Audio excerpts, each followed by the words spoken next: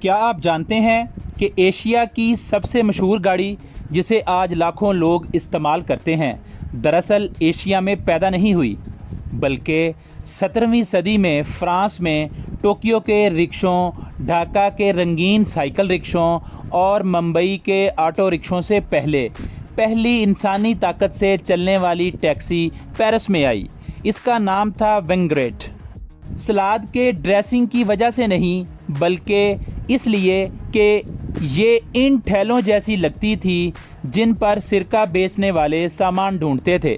وہ عجیب فرانسیسی گاڑی ایک نقل و حمل کے انقلاب کی پردادی ثابت ہوئی جس نے اربوں لوگوں کو سفر کرایا۔ آئیے رکشے کے سفر پر چلتے ہیں۔ جس رکشے کو ہم آج جانتے ہیں وہ 1869 میں جاپان میں پیدا ہوا۔ میجی بحالی کے دور میں ٹوکوگاوا شوگنیت نے 2 صدیوں تک پہیوں والی گاڑیوں پر پابندی لگا رکھی تھی۔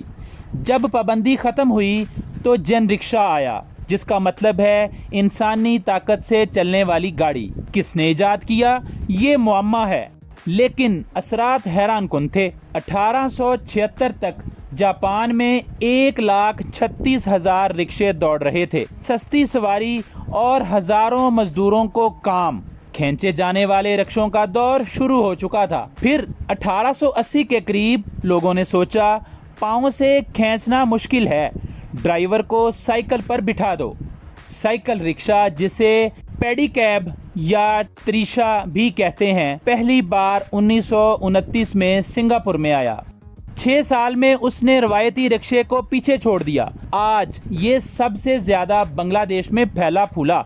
صرف ڈھاکہ میں 40,000 سے زیادہ سائیکل رکشے چلتے ہیں اور بنگلہ دیش میں یہ ایک چلتا پھرتا کینوس بھی ہے۔ ڈرائیور ہاتھ سے پینٹنگز بناتے ہیں۔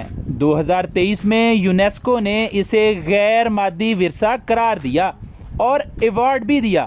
سب سے بڑی چھلانگ 1940 کی دہائی میں اٹلی نے لگائی۔ پیاجیو کمپنی نے 3 پہیوں والی گاڑی بنائی جس کا نام تھا پیاجیو اپے۔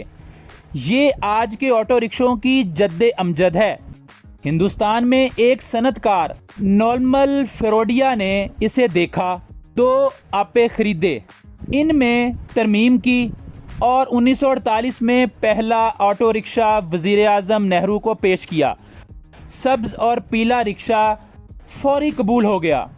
بجاج نے اسے بنانا شروع کیا اور 1973 تک برآمد کر رہا تھا۔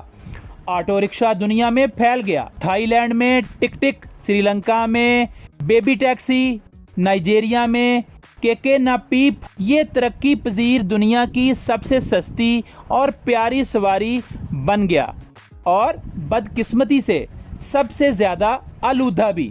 اور آج کا دور 2010 میں دہلی نے کامن ویلتھ گیمز سے پہلے ای رکشے متعارف کروائے۔ آج ہندوستان میں ایک برقی انقلاب ہے۔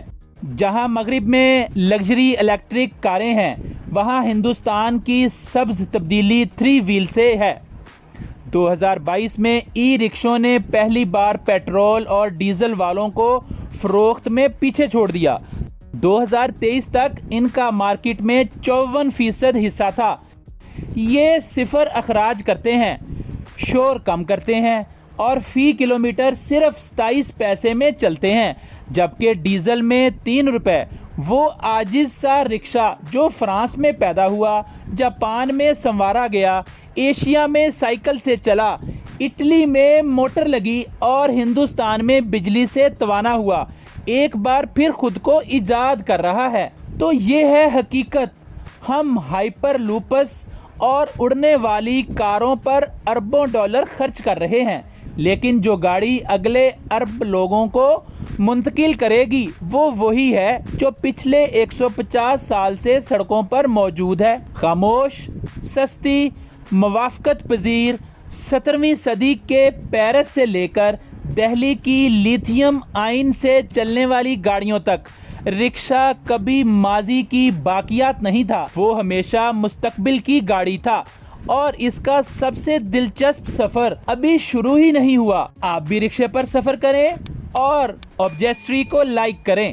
آبجیسٹری، ہسٹری یو کین ہولڈ۔